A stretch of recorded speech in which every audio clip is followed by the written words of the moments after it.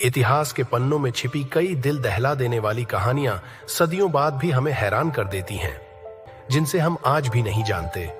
यदि आप इतिहास की अनकही और डरावनी कहानियों में रुचि रखते हैं, तो इस वीडियो को देखें और जानें कैसे अतीत की ये घटनाएं आज भी हमें चौंका रही हैं।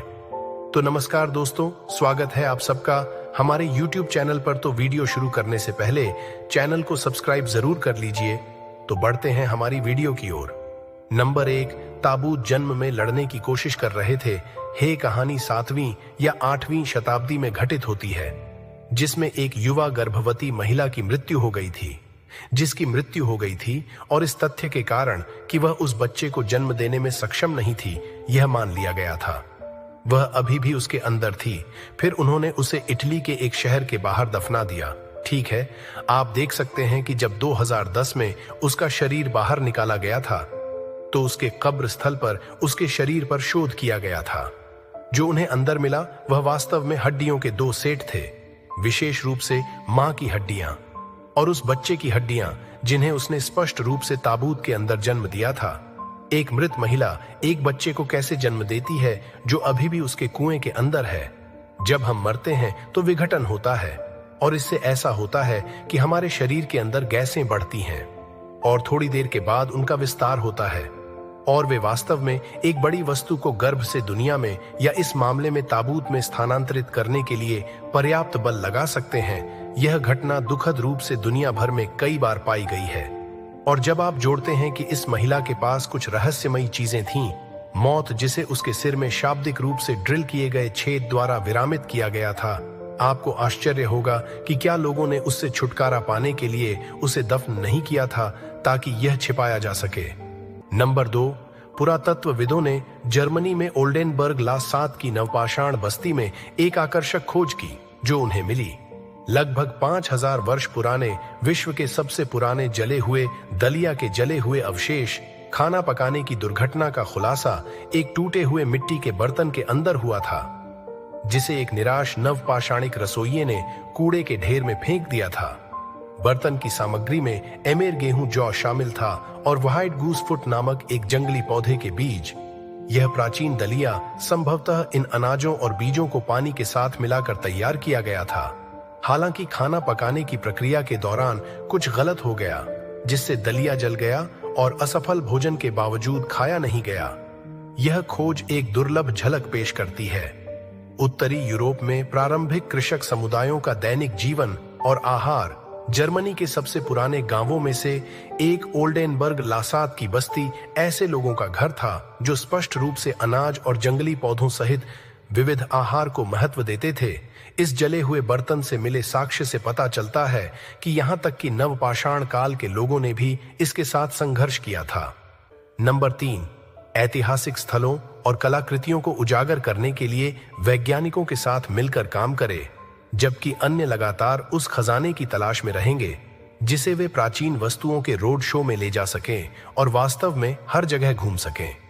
ऐसे कई कानून और अध्यादेश हैं जिन्हें इन जैसे लोगों के लिए लागू करना पड़ा है।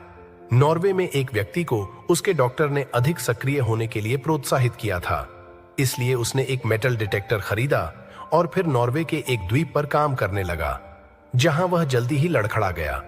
कुछ अजीब होने पर पहले तो उसने सोचा कि उसे कुछ पुराने चॉकलेट के सिक्के मिले हैं। जब वास्तव में उसने असली सोना निकाला था, तो उसने जेब में रखने के बजाय 9 उत्कीर्ण सोने के पेंडेंट, 10 सोने के मोती और 3 सोने की अंगूठियां निकाली, और वे सभी 6वीं शताब्दी ईसवी पूर्व के थे। अपने खजाने के बारे में उसने निश्चित रूप से स्थानीय अधिकारियों को सूचित किया, जहां सब कुछ खोदा गया और सही तरीके से व्यवहार किया गया। नॉर्वेजियन कानून कहता है कि कोई भी वस्तु जो 1537 से पुरानी है और 1650 से अधिक पुराने सिक्के वास्तव में राज्य संपत्ति बन जाते हैं। हालांकि उस व्यक्ति को सभी के लिए खोज शुल्क प्राप्त हुआ। नंबर 4, सोने की पन्नी के आंकड़े। जटिल रूप से विस्तृत छोटी सोने की पन्नी के कुछ छोटे टुकड़े आंकड़े 1 के दौरान खोजे गए थे। नॉर्वे में एक बुतपरस्त धार्मिक मंदिर की खुदाई और इसकी खोज को दुर्लभ माना जाता है। पूरे स्कैंडिनेविया में 3000 से अधिक इसी तरह की पन्नियां पाई गई हैं, और शोधकर्ताओं का मानना है कि ये सोने की पन्नी की आकृतियां लोगों के लिए महत्व रखती हैं, क्योंकि स्कैंडिनेविया ही एकमात्र ऐसा स्थान है जहां वे कभी गए हैं। पाया गया कि प्रत्येक आकृति की लंबाई केवल 1 सेमी से कम है और वे एक नाखून की चौड़ाई के बराबर हैं। उनका क्या महत्व हो सकता है और उनका उपयोग किस लिए किया गया होगा, किसको नहीं पता। Number 5, Aztec tower of skulls. एक नाम है जो आपके दिल की धड़कन बढ़ा देगा जब आप यह पता लगाने की कोशिश करेंगे कि आप किस प्रकार के भयावह अनुभव में भाग लेने वाले हैं। यह दुखद है। यह उस चीज का शाब्दिक शीर्षक था जो मेक्सिको सिटी के नीचे पाई गई थी। टॉवर की खोज 2015 में की गई थी और तब से उन्होंने लगातार यह पता लगाने की कोशिश की है कि वास्तव में कितनी खोपड़ियां टॉवर का हिस्सा थीं। लोगों को आश्चर्य हुआ कि संख्या 2020 तक बढ़ती जा रही है। 100 से अधिक खोपड़ियां मिली जो टावर का हिस्सा थीं। टावर स्वयं एक चैपल का हिस्सा था जो उनके देवताओं में से एक को समर्पित था और खोपड़ियां उन मानव बलिदानों का हिस्सा थीं जो उन्होंने उन देवताओं को खुश करने के लिए वर्षों से किए थे। क्योंकि वहां थे, उनमें से सैकड़ों टावर कुएं से जुड़े हुए हैं जो बहुत सारे बलिदानों को जोड़ता है। तो दोस्तों, अगर आपको ये वीडियो पसंद आई हो तो इसे लाइक और शेयर जरूर करें और अगर आप ऐसी ही वीडियो देखना चाहते हैं तो चैनल को सब्सक्राइब करें। कमेंट में हमें बताएं कि आपको ये वीडियो कैसी लगी और अगली बार आप किस तरह के वीडियो देखना चाहेंगे। जुड़े रहिए हमारे साथ क्योंकि हम आपके लिए लाते हैं ऐसे ही रोमांचक कंटेंट। धन्यवाद।